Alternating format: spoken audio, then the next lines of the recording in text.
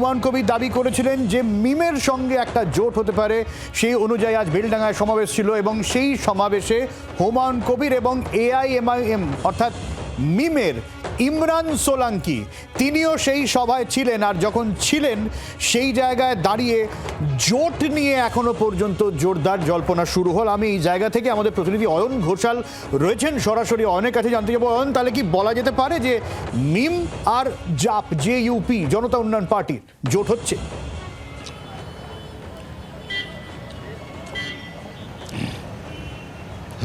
জোট হচ্ছে কিনা এখনো পর্যন্ত কেউই ঝেড়ে কাটছেন না।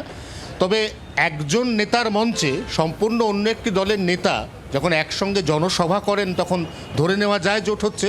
এর উত্তরটা হুমায়ুন কবির আরেকটু স্পেসিফিক্যালি দিতে চাইছেন আগামী সপ্তাহের মাঝামাঝি সময়ের পর। তার কারণ হচ্ছে ওয়াইসি। হায়দ্রাবাদে হুমায়ুন কবিরের সঙ্গে ওয়াইসির আরেকটি বৈঠক, সেটা আগামী সপ্তাহে হওয়ার কথা। এবং তারপর ওই হায়দ্রাবাদেই কোনো একটি জায়গা থেকে হুমায়ুন কবির এবং আসাদুদ্দিন ওয়াইসি একটি জয়েন্ট প্রেস মিট করে আনুষ্ঠানিকভাবে তাদের মধ্যে যে জোট হলো সেটা নিয়ে ঘোষণা করতে পারেন। এবং শুধু এই দুই ভাইজান নয়, সব বোঝাচ্ছে আমরা সকাল থেকে যেটা বলার চেষ্টা করছি যে চার ভাইজান হাতে হাত মিলিয়েছেন। এখানে মোহাম্মদ সেলিম রয়েছেন, সিপিআইএম রাজ্য সম্পাদক। আমরা জানি যে নিউ টাউনের একটি পাঁচতারা হোটেলে হুমায়ুন কবিরের সঙ্গে মোহাম্মদ সেলিমের প্রায় 2.25 ঘন্টা বৈঠক হয়েছে।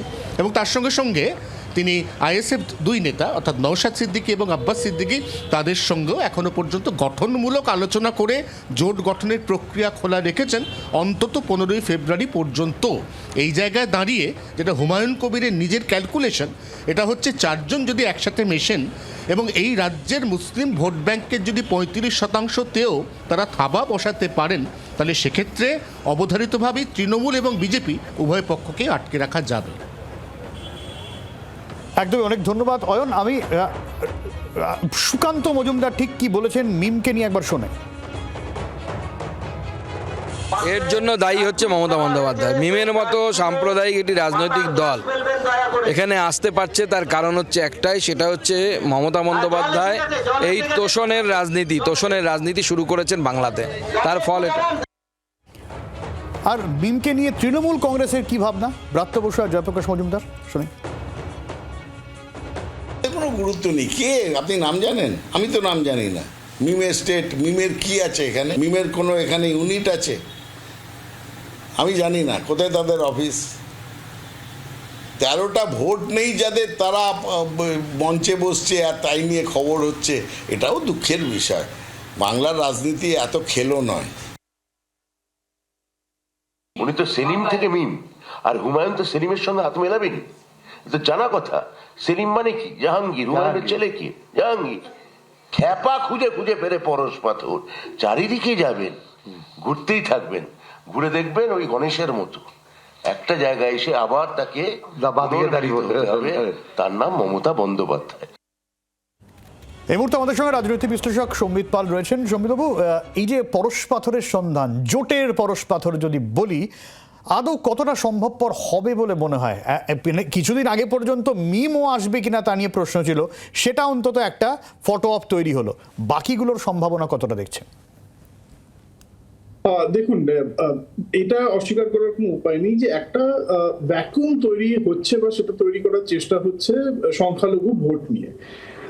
এর আগে আমরা দেখেছি যে তৃণমূল কংগ্রেসের পক্ষেই সংখ্যালঘু ভোটের একটা বড় অংশ গেছে এবং যার কারণে তৃণমূল কংগ্রেসের জয়লাভ অনেক বেশি আসন সংখ্যা নিয়ে হয়েছে।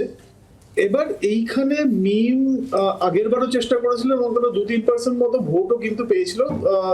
যদি আমরা 6খানা আসনে বোধহয় দাঁড়িয়েছিল, তারা প্রার্থী দাঁড় করিয়েছিল তারা। তো এটা অস্বীকার করার উপায় নেই যে এই জায়গাটা একটা আছে। এবার সেইটা কিভাবে কোন রাজনৈতিক দল কিভাবে কার সঙ্গে জোট করবে, কোন জায়গায় জোট করবে, সেখানে তাদের সমর্থকদের ভোট সেইটা ট্রান্সফার হবে কিনা সেই প্রার্থীর পক্ষে, সেইগুলো অনেকগুলো ফ্যাক্টর নির্ভর করে। এটা শুধুমাত্র একটা পাটিগণিতের ব্যাপার নয় পুরো ভোটের অঙ্কটা।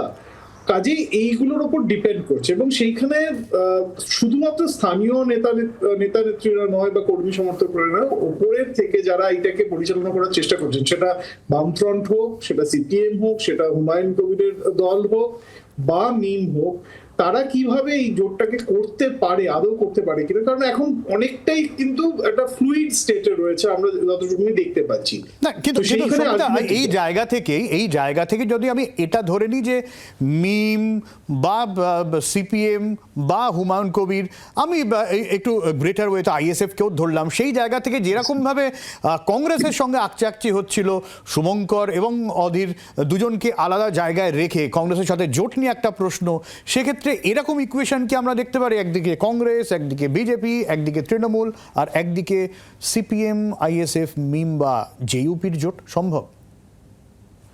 দেখুন, সিপিএম আলটিমেটলি কি করবে সেটা এখনো স্পষ্ট, তবে প্রক্রিয়াটা শুরু হয়েছে সেই নিয়ে তো কোনো সন্দেহের অবকাশ নেই, সেটা আমরা দেখতে পেয়েছি, সেটা স্বীকারও করেছেন মোহাম্মদ সেলিম, সিপিএম এর রাজ্য সম্পাদক।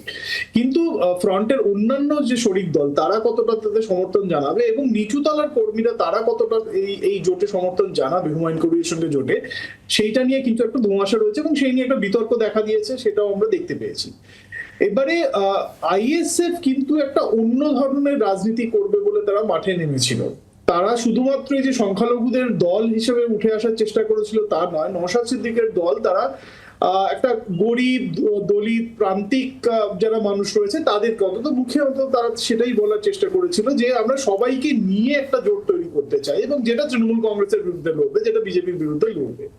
কিন্তু হুমায়ুন কবিরের অবস্থান যেটা আমরা এখনো পর্যন্ত দেখেছি, যে একটা বাবরি মসজিদ তৈরি করার ডাক দিয়ে তিনি মোবিলাইজ করার চেষ্টা করছেন সংখ্যালঘুদের, সেই জোটের সেই দলের সঙ্গে নওশাদ সিদ্দিকের দল যদি যুক্ত হয়, সেখানে যদি সিপিএমও যুক্ত হয়, সেইটা কি ধরনের ইম্প্যাক্ট ফেলবে সেইটা নিয়ে কিন্তু সন্দেহ আছে এখনো পর্যন্ত।